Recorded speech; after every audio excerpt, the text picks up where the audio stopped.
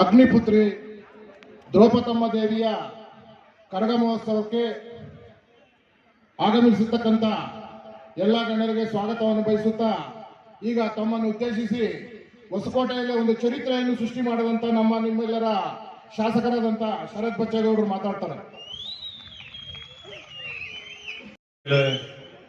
ಆಸೀನರಾಗಿರ್ತಕ್ಕಂಥ ಹೊಸಕೋಟೆ ತಾಲೂಕಿನ ಎಲ್ಲ ಮುಖಂಡರುಗಳೇ, ಈ ಕಾರ್ಯಕ್ರಮದಲ್ಲಿ ಬಂದು ಭಾಗವಹಿಸಿರ್ತಕ್ಕಂಥ ನಮ್ಮ ಶಿವನಾಪುರ ಗ್ರಾಮ, ನಂದಗುಡಿ ಹೋಬಳಿ, ಹೊಸಕೋಟೆ ತಾಲೂಕು ಸುತ್ತಮುತ್ತಲಿಂದ ಬಂದಿರತಕ್ಕಂಥ ನಮ್ಮ ಎಲ್ಲ ಅಣ್ಣ ತಮ್ಮಂದರಿಗೆ, ಅಕ್ಕ ತಂಗಿಯಂದರಿಗೆ, ತಾಯಂದರಿಗೆ ತಮ್ಮೆಲ್ಲರಿಗೂ ಕೂಡ 78ನೇ ಕರಗ ಮಹೋತ್ಸವದ ಶುಭಾಶಯಗಳನ್ನ ತಮ್ಮೆಲ್ಲರಿಗೂ ಕೂಡ ಮನಸ್ಪೂರ್ವಕವಾಗಿ ಈ ಸಂದರ್ಭದಲ್ಲಿ ನಾನು ಕೋರ್ತಾ ಇದ್ದೀನಿ. ಬಂಧುಗಳೇ, ಇವತ್ತು ನಾವು ನೆನೆಸ್ಕೋಬೇಕಂತಂದ್ರೆ ಕರಗ ಮಹೋತ್ಸವಗಳು ಇಷ್ಟು ವಿಜೃಂಭಣೆಯಿಂದ ಆಗ್ಬೇಕಂತಂದ್ರೆ ಹಿಂದೆಗಡೆ ಇದ್ದಂತ ಸರ್ಕಾರಗಳೇನಿತ್ತು ಅವು ಈ ಕರಗ ಮಹೋತ್ಸವಗಳಿಗೆ, ಹಬ್ಬಗಳಿಗೆ ಯಾವುದಕ್ಕೂ ಪ್ರೋತ್ಸಾಹ ಕೊಡ್ತಾ ಇರಲಿಲ್ಲ.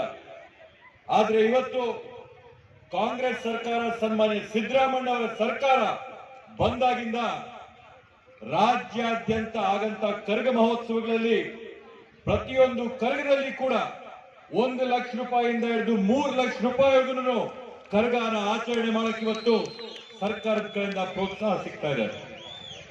ಇವತ್ತು ಮತ್ತೊಂದು ವಿಶೇಷತೆ ಏನಂತಂದ್ರೆ ಕರಗ ಮಹೋತ್ಸವದ ದಿನಾನೇ ಇವತ್ತು ಶ್ರೀರಾಮನವಮಿ ಹಬ್ಬನೂ ಕೂಡ ಬಂದಿದೆ. ಆದ್ರಿಂದ ಇಲ್ಲಿರ್ತಕ್ಕಂಥ ತಮ್ಮೆಲ್ಲರಿಗೂ ಕೂಡ ಶ್ರೀರಾಮನವಮಿ ಹಬ್ಬದ ಶುಭಾಶಯಗಳನ್ನು ಕೂಡ ಈ ಸಂದರ್ಭದಲ್ಲಿ ಮನಸ್ಪೂರ್ವಕವಾಗಿ ಎಲ್ಲರಿಗೂ ಕೋರ್ತಾ ಇದ್ದೀನಿ. ಇವತ್ತು ಈ ಒಂದು ಸಾಂಸ್ಕೃತಿಕ ವೇದಿಕೆ ಮೇಲೆ ರಾಜಕಾರಣ ಮಾಡುವಂಥದ್ದು ಸೂಕ್ತವಲ್ಲ. ಆದ್ರಿಂದ ಈ ಸಂದರ್ಭದಲ್ಲಿ ದೇವರು ತಮ್ಮೆಲ್ಲರಿಗೂ ಕೂಡ ಮುಂದೆ ಬರುವಂತ ವರ್ಷದಲ್ಲಿ ಆಶೀರ್ವಾದ ಮಾಡಿ ನಿಮ್ಮ ಎಲ್ಲ ಕನಸುಗಳನ್ನ ನನಸಾಗಂತ ರೀತಿಯಲ್ಲಿ ಮಾಡಲಿ ಅಂತ ಭಗವಂತನಲ್ಲಿ ಪ್ರಾರ್ಥಿಸ್ತಾ, ರಾಜಕಾರಣಿ ಆದ್ಮೇಲೆ ಒಂದ್ ಮಾತಾದ್ರೂ ಹೇಳ್ಬೇಕಾಗ್ತದೆ. 26ನೇ ತಾರೀಕು ಎಲೆಕ್ಷನ್ ಇದೆ ತಾನೆ? 26ನೇ ತಾರೀಕು ಚುನಾವಣೆ ಇರೋದ್ರಲ್ಲಿ ದಯವಿಟ್ಟು ನೀವೆಲ್ಲ ಯೋಚನೆ ಮಾಡಿ, ಯಾರು ನಮ್ಮ ದೇಶಕ್ಕೆ ಹಿತಕ್ಕೆ, ಯಾರು ನಮ್ಮ ಒಳ್ಳೇದಕ್ಕೆಲ್ಲ ನಿಂತವ್ರೆ ಅಂತ ಯೋಚನೆ ಮಾಡಿ. ಯಾವಾಗ್ಲೂ ಕೂಡ ರಕ್ಷಣೆ ಬೇಕಂತಂದ್ರೆ ಅಭಯ ಹಸ್ತದ ಆಶೀರ್ವಾದ ಬೇಕಾಗಿರ್ತದೆ.